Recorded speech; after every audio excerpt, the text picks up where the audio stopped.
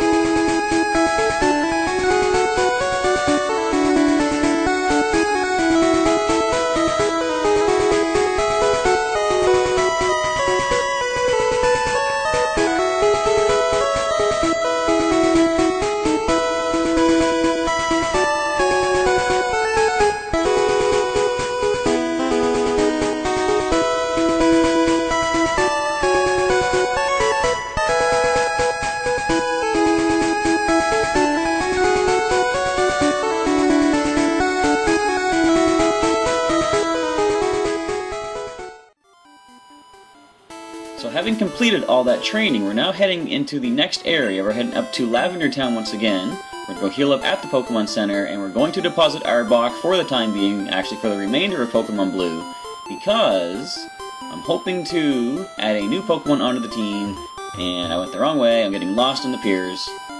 You know what? We can actually get that item now, since we're here. Let's see what that is. Shelbert, let's surf on over. Let's see what this long-awaited item is that we've been craving for so long. What can we get rid of? I'm not leaving without this item. We've got 5 potions left, 2 antidotes, which means we actually gotta buy some more of those things. We're gonna get rid of these 5 potions. In fact, you know what? No, we're not gonna waste time using them. I'm just gonna toss them all. Such a waste, but it's gonna be worth it when we finally pick up this rare item. It is... Oh, a TM, okay. And what would that one teach? 16. Sounds like an icy type move, perhaps? No, Payday! Okay. Could anyone learn that? Pikachu can learn Payday. He's not going to, but he could if he wanted to. Alright. And I think I might have mentioned before, but there is a way to actually run out of money in this game. Now, other than, fighting the Elite Four, but if you actually don't have the Pokemon to defeat the Elite Four, and there are no more trainers because you can't do like a versus seeker to rebattle them, you can basically run out of money. But picking up the Payday TM is a way to ensure that you can always have money as long as you can catch the Pokemon that can learn that. Or if in Pokemon Blue, of course, you can just capture a Meowth that learns Payday naturally. But here we are, back in Lavender Town. Let's get through here, go heal up at the Pokemon Center, and deposit Arbok. Get a quick, nice heal from Nurse Joy. Alright, hope we're on box 2, because I have to switch things around if not, and just kind of waste time saving the game. But let's go on over and deposit the Cobra Pokemon for the remainder of Pokemon Blue. There we go. What box are we on? We're on 2. Excellent. We're going to put Arbok away for now. And we're now going to head down into, I believe it's actually Mr. Fuji's house, because this is Fuji's, what is this? Lavender Volunteer Pokemon House, but we're going to go down here, actually, and meet an old friend of ours. The ghost of Pokemon Tower is gone. Someone must have soothed its restless soul. Yeah, that was me, long time ago.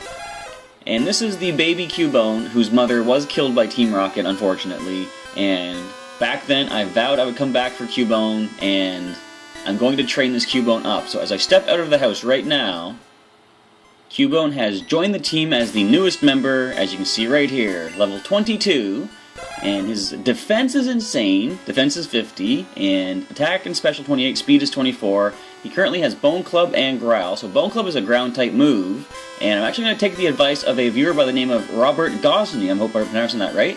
He said a good place to train Pokemon, or switch train Pokemon, would be in Pokemon Tower, because there is a healing spot that's right in there. And as we go to check it out, I am actually just going to quickly check the Pokedex data for Cubone. I'm going to train this Pokemon up to avenge its fallen mother. So Cubone, the lonely Pokemon. Because it never removes its skull helmet, no one has ever seen this Pokemon's real face. Now, in other games, the Pokedex entry states that it wears the skull of its dead mother on its head. For anyone who has seen the anime, I'm trying to remember what episode number it is. I don't know offhand, but it's when I think it's called in the English dub, The School of Hard Knocks. In fact, I gotta put Cubone in the front. In that episode, you see Pikachu battle a Cubone, and it actually turns the Cubone skull around backwards on its head, so like the snout is kind of on the back, which kind of indicates that Cubone's actual head structure does not have a snout. Otherwise, its head would have been turned completely backwards. But like when it turns around, you see like there's emptiness within the nostrils of the skull. So regardless, all this means is Cubone's head actually is not shaped the way the skull is on its head. So is that really its mother's skull? Or, I need to go get the Self Scope for this. I can't actually battle anything without the Self Scope. So what we're going to do is I'm going to run from this battle for now, go get the Self Scope. I'm going to speed things up as we get back to the grind right now for little Cubone.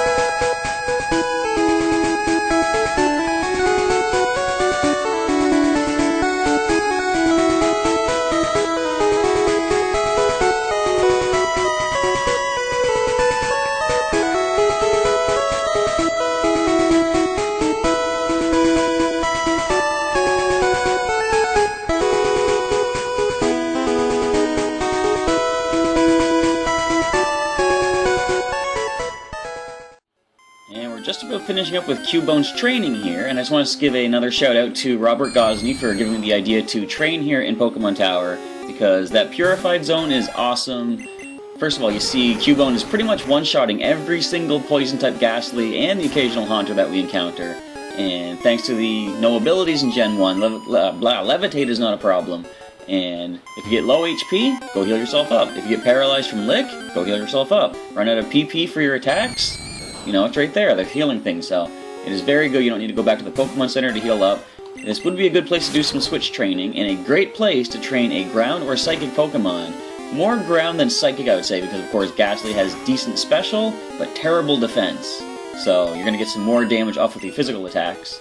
And we're just about done with training Cubone because, for those of you that aren't aware, it does evolve at level 28, and once he finally evolves into Marowak, that's when we're going to put him into the PC. So his time in the playthrough currently is going to be pretty short-lived, but we will see him back in future playthroughs, of course, as we get into the later generations. So it's just a matter of KOs to get the final experience we need to hit level 28, and now we're paralyzed, and we missed the Bone Club. And I just want to say, I guess, sort of an apology kind of thing to everybody out there, because right now, as we're doing just kind of this grinding and speed-up session, I'm not doing very good commentary. I'm just saying what's happening on screen, and I would rather do better commentary than that. First of all, I'm going to say what's happening on screen right now. Cubone is evolving. He's doing his mother proud as he evolves into the same species that she is. We have a Marowak, everybody. There we go. And the reason I didn't actually nickname Cubone is because I wanted to honor the name that his mother gave him, which is not a name exactly, it's just the species. But I wouldn't have felt right giving him a nickname because you encounter him as Cubone, and giving him a different name would be kind of weird to me, I don't know. So let's check the data for the new Marowak, the Bone Keeper Pokemon. The bone it holds is its key weapon. It throws the bone skillfully, like a boomerang, to KO targets. Now unfortunately, he doesn't know Bonemerang just yet, and he's not going to by the time we finish with Pokemon Blue, but we are going to head out of Pokemon Tower right now. Hopefully we don't get too many encounters, because I want to go ahead and put him into the PC, and we're going to go and capture some more Pokemon today. So I am gradually speeding through the collection that I have to collect before I finish off Pokemon Blue. And how many more do I have left? If I do the math right, with look at the back sprite, and I didn't mention that either. Cubone has a pretty true to his form back sprite. Like, some of the back sprites in these generations, I should say this generation, Gen 1, they don't look perfectly awesome, you know? Some of them are kind of weird. You'll see Mankey at some point in the playthrough, and that's a pretty interesting back sprite. But anyway, Cubone was actually pretty much spot on, and Marowak is quite close as well. I don't know about the ridges on its back, you know, we don't see it has that many ridges in later generations. It doesn't actually have any, except for on the tail, I believe, if I really think about it. But anyways, the Cubone back sprite was amazing. So, what was I saying about collecting? Yes, I believe if I do the math right, 10 Pokemon left to collect, and some of them will evolve. Some of them are just captured. Would you hit the Bone Club, please? How are we getting destroyed by a Ghastly here? We're paralyzed, critical hit. We finally land the Bone Club. Thank you, Marowak. Alright. One more Ghastly out of the way. But, yeah, so some of the Pokemon I'm going to be catching are just as they are. There's no evolutions for them. So that, we're probably just going to capture them and store them away for use in later generations. But there's still a number of, I think about 8 Pokemon that I have left to capture and evolve up into higher forms. Alright, so we have finished in Pokemon Tower. In fact, I'm just going to hold on to Marowak in the team for the time being. I want to actually heal him up before we leave Lavender Town. And I'm going to head back towards Cerulean City. You know what? I've changed my mind. I do need to open up a space in the team. So, we are going to put Marowak in Box 2 for the time being. Thank you, Nurse Joy. Or rather, should I say Pokemon Center Lady, because she's not officially named Nurse Joy in the video games. So let's go ahead and put Marowak away. He already surpassed Blaze and Fluffy in levels.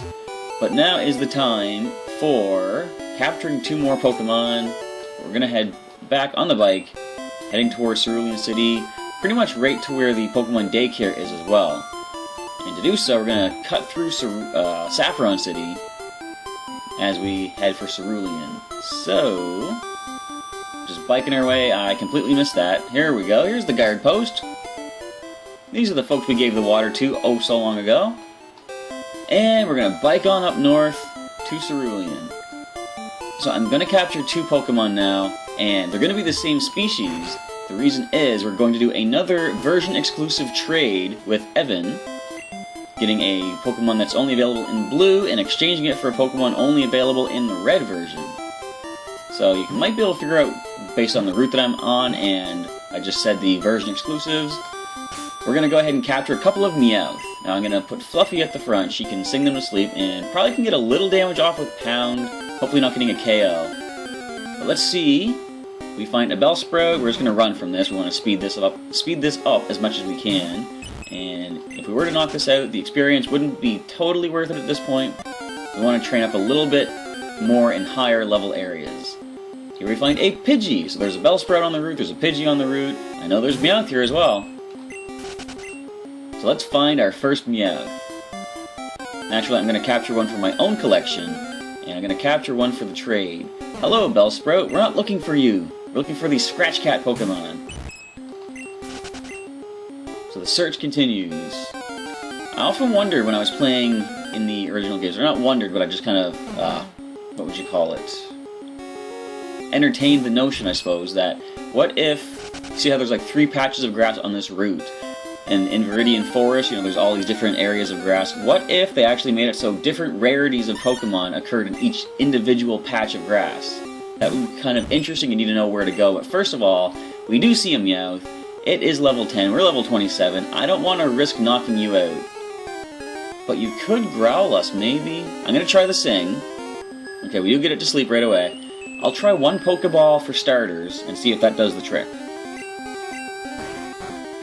Alright, fast asleep. Can the Pokeball connect and capture this Meowth? 1, 2, oh, okay. That was a 2 wobble. I'm gonna risk the Pound. No, I'm not. I think that's gonna be a 1-hit KO at this range. I should have brought Jiggy. He's not very high leveled. But actually, we capture the Meowth. Sweet, our first of the 2 Meowth captures, new Pokedex data.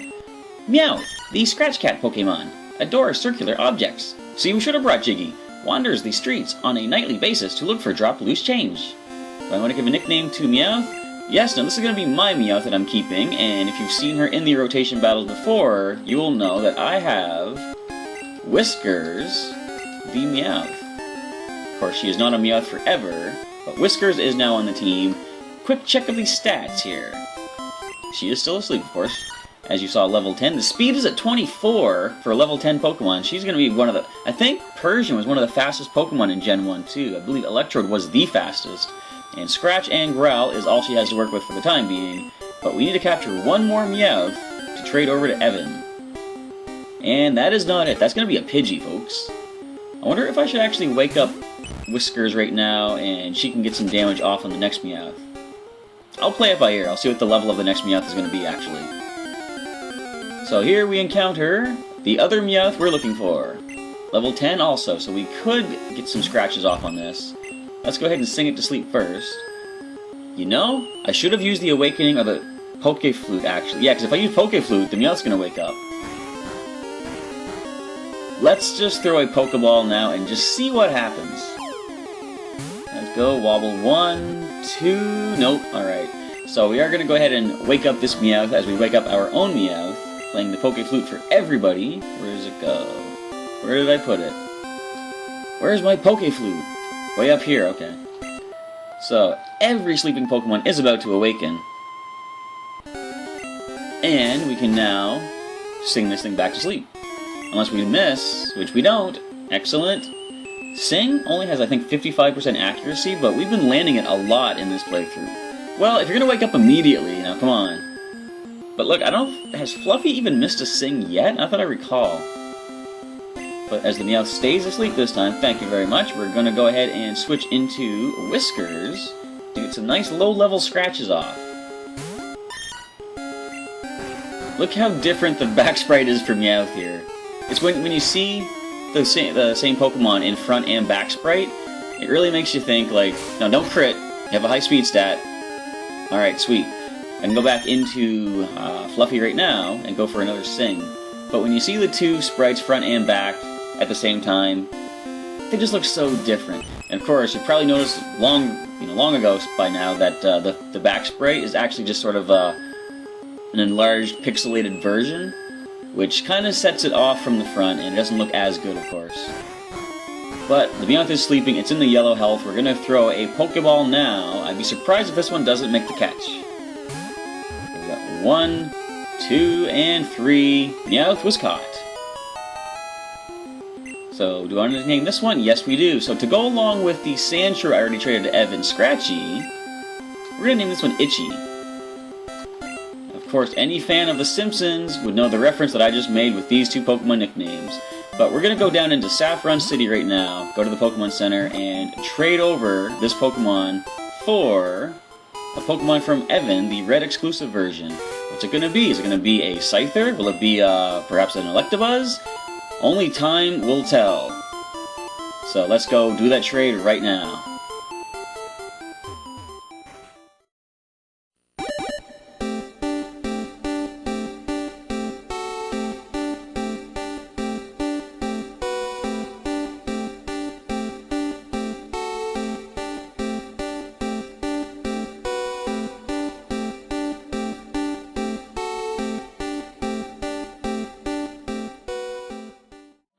So with that trade being complete, we do now have our own Mankey on the team. You're sleeping, Guar. But yes, Guar the Mankey has been added. He's got an attack stat of 27 and a speed of 23, not too bad. Level 12, and Scratch and Leer here for his moveset right now. Since he's asleep and kind of low health, we're going to go heal him up right now. But this pretty much brings us to the end of today's episode, if I've done the time calculations properly. So we're going to end it off with a quick healing, and starting in the next episode, we're going to start training up our new Meowth and Mankey, trying to get them closer to their higher evolutionary stages, because these two will be evolving on the team. So let's do a quick save here, and once again, I don't know if I actually completed my thought earlier, but I said something about, I apologize for not having really good commentary right now. I'm basically just reading off everything on screen. I want to get back to having some better commentary, but right now I'm just kind of speeding through all of my collections Pokemon into the collection, and the evolution and the training thereof. So eventually, once we get all this out of the way and we get back to the main story of the game, which is probably, I'm going to say, 2, maybe 3 episodes away from now, and I can get back to some regular commentary talking about, actual meaningful stuff, as opposed to, look at that, we bone clubbed a Ghastly.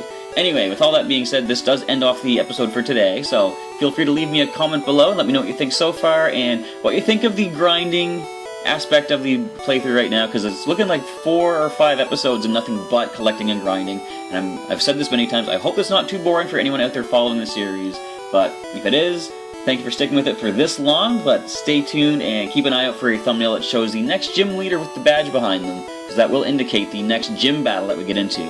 Anyway, like I said, leave a comment, let me know what you think so far, and anything you're looking forward to in the future of the Pokemon Blue playthrough, and as I've been alluding to for the past couple episodes, the future generations as well, because we are going to continue on through all the generations leading up to, eventually, if I have the technology, Sun and Moon, when it comes out November 16th, I think they said, this year of 2016.